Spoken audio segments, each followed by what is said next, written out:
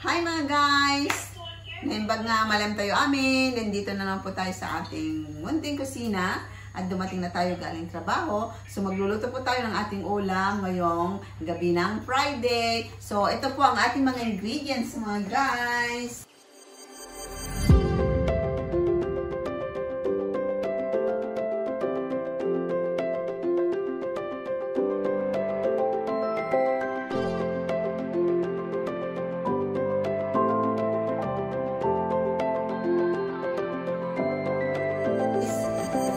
Pamienta po ako, durog, nakachap na po ako ng tomato, at saka garlic, at saka ginger, at saka mayroon akong petsinas, salt, oil, at saka onion. So, yan po ang ingredients at ating isasahog ang tinirog na karne ng baboy.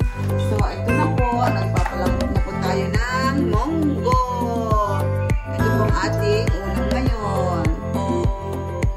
So, abangan po hanggang mabuo. So, ngayon, ilalagay ko na po na itong garlic. Lagyan ko na po ng ating oil, mga guys. So, ayan po ang ating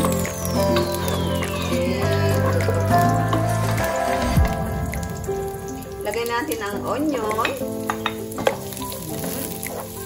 Ayan mga guys. Saka at i-ano muna natin ito ng konti. Ayan mga guys. So lagay natin ang ating ginger.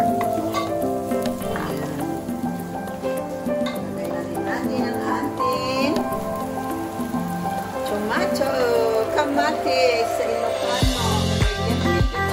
Ayan, kaya kasi imas di ate. Kasi dato yung malutuan tayo. Ayan.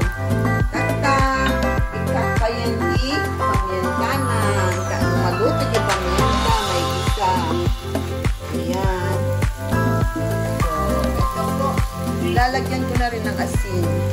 Kasi ilalagay ko na po yung munggo.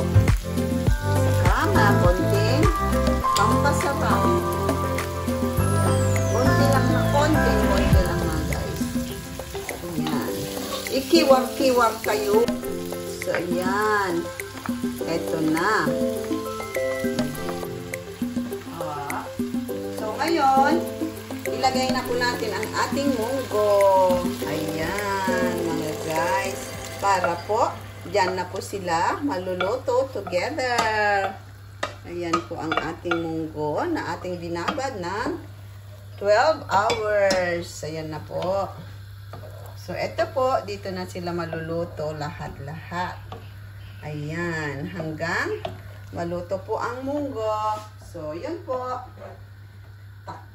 Takpan po natin mga guys. Pakit niya. Tapkan natin.